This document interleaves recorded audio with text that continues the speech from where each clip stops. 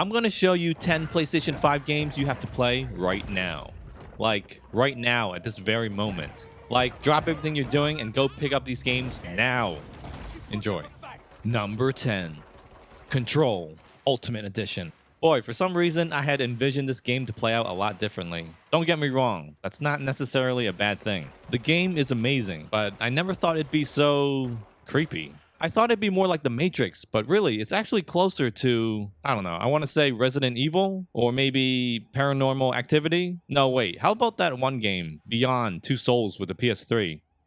Someone help me out here. I'm not even gonna try to explain the story because it's convoluted as hell. You're in a building in New York City, and you're basically trying to figure out why people are floating in the air. Well, it might be a little more intricate than that. What I do know is that Control has some of the most satisfying gunplay ever, thanks mostly in part to the PS5's adaptive triggers. Firing shots give off this feeling of resistance each time you pull on the trigger. It's pretty cool. It gives the shots a lot more weight, I guess you could say. Another thing worth noting is that your weapon reloads automatically after entering a cooldown phase. So, are games doing away with collecting ammo now? You know what? That's actually not a bad idea. I also have to mention the melee attack, which looks more like a special ability you'd see in maybe an X-Men movie. It's awesome how everything breaks apart when you use it too. The gameplay does take a few minutes to get used to, especially the part of not having to reload. But I think once you get a hang of it, Control turns into one of those games where you can't put the controller down because you're so interested in what happens next. It was released on the PS4, but I suggest you play it on the PlayStation 5 for the smoother frame rate. Number 9.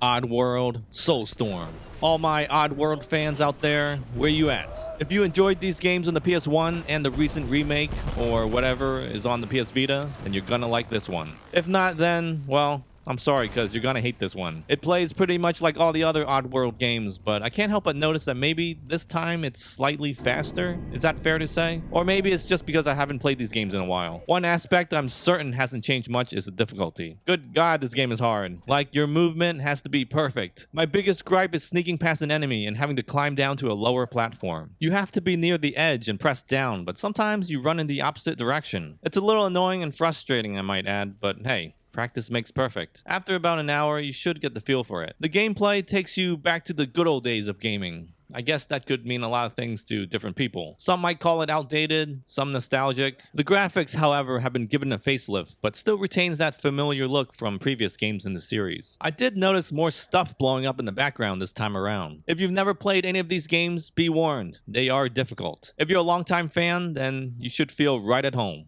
Number 8. Mortal Kombat 11 Ultimate.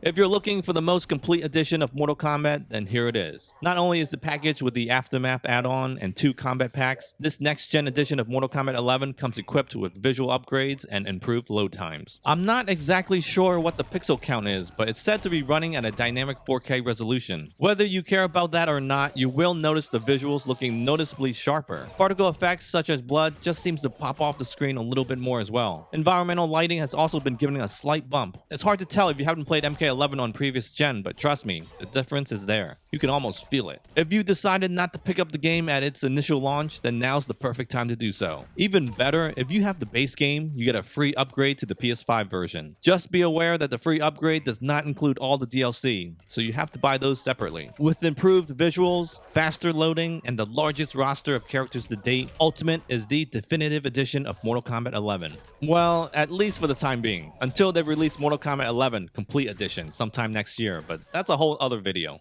Number 7.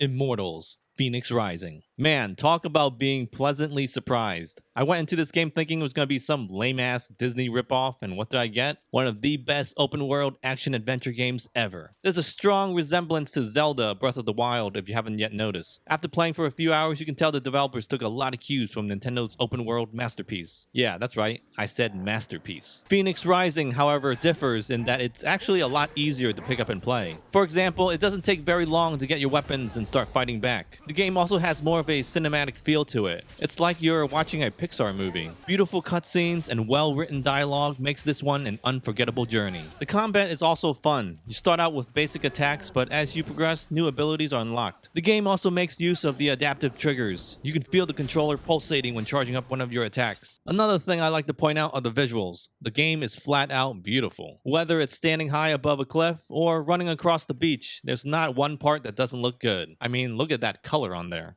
Number 6. Assassin's Creed Valhalla. You know, when I first heard about this game, I wasn't sure how I felt about the whole Viking thing. From the previews I saw, it just looks so far off from what I've come to expect from an Assassin's Creed game. I mean, from a glance, if no one had told me it was an AC game, I would have thought it was something else. But I think that's what I really like about Valhalla in particular, because it's so different from other AC games. Granted, I didn't play Odyssey, so I can't make comparisons to that one. Gameplay feels a lot more open-ended. It's almost like they adopted the feeling of The Witcher 3, for example. A lot more exploration and, dare I say, a lot more wandering around. Whether you like that change or not, you have to agree. Valhalla looks beautiful, especially the opening parts of the game. Just wandering through the snow and seeing the horizon in the distance makes you want to stop and take a picture. The combat, however, I feel has received the biggest change, at least in my opinion. It's a bit more technical, I have to say, a lot more strategic planning involved. Every encounter almost feels like it could be your last. The game might look and play differently when you first start your adventure, but go further and you'll start to see a little bit more of that Assassin's Creed DNA shine through. Check it out. I think it's worth your money and your time. Number 5. Call of Duty Cold War. I have to confess, I'm the wrong person to be asking about Call of Duty games. Heck, the last game I played was Call of Duty Declassified. Oh wait, maybe it was Modern Warfare 3.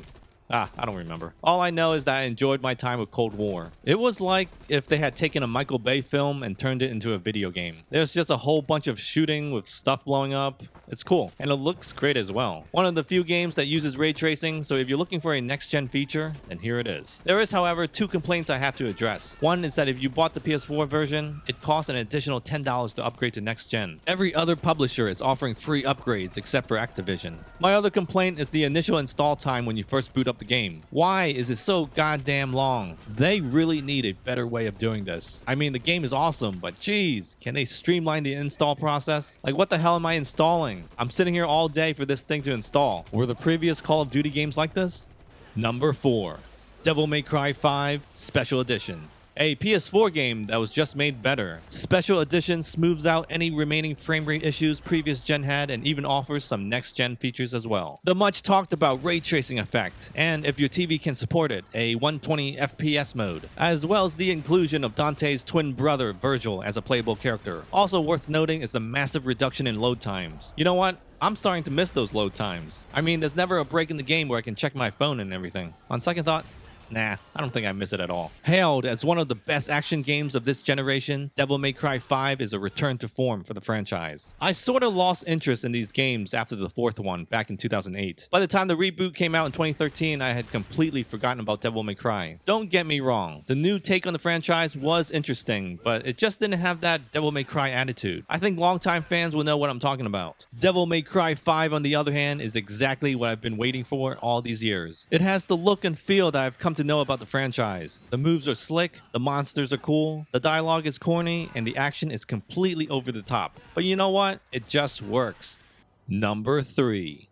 Maneater. You guys remember Echo the Dolphin, Defender of the Future on the Sega Dreamcast? That's what this game reminds me of. But instead of trying to save humankind, you're basically trying to devour it. Now, games where you have to control sea creatures underwater never played very well in my opinion. I always felt like they could never nail down the mechanics right. And I say that because although I absolutely adored Echo the Dolphin for Sega Dreamcast, it has such a plethora of problems. Maneater, on the other hand, feels more like a streamlined version of Echo, without all the annoying and tedious fetch quests. Granted, I've only played the beginning parts of Maneater, but so far it seems that way. I was really amazed at how easy it was just to pick up and play. There's a very arcadey type kind of style to it. You play as a shark and you basically swim around eating other sea life and humans that are in your way. Occasionally, you'll get hunters on boats who try to take you out, so it's your job to take care of them as well. This game should probably just be called Jaws instead. What I really like about this game is the way you chomp down on one of your various victims. Like, you can really feel the impact of the jaws coming down. Try eating a sea turtle and you'll know exactly what I'm talking about. That's not to say that biting a hunter in half isn't satisfying either. It is, and the blood-soaked water left behind helps accentuate that. If you like sharks and underwater life, then give Maneater a try. I think you'll be pleasantly surprised.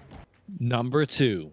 Spider-Man Miles Morales. Even if you factor out the whole superhero aspect, the visuals alone is reason enough to buy this game. To simply put it, Spider-Man Miles Morales looks absolutely outstanding. I will go so far as to say it felt like I was watching a movie at times. The previous Spider-Man game looked good, but I think this one looks even better, mainly due to the addition of ray tracing and a smoother frame rate. Another refinement would have to be that it just feels a whole less repetitive. Now, whether it's because of some gameplay tweaks or the fact that it's a much shorter game is up for debate. One thing is certain, I did find this game a lot quicker to get into. There's less emphasis this time on gadgets and more on using your unique powers and abilities. Boss battles are awesome as ever and completely over the top. One aspect I really enjoyed was the fact that the game had a winter theme to it. Just something about the snow gives me a feel-good factor, probably because it reminds me of Christmas time. The opening scene is just so chill and relaxed, like I feel like I'm on winter holiday or something. I don't mind how this game is shorter compared to the previous Spider-Man. I don't have much time to play games, and this game basically gives me everything I like about the last game, but just sped up without the downtime.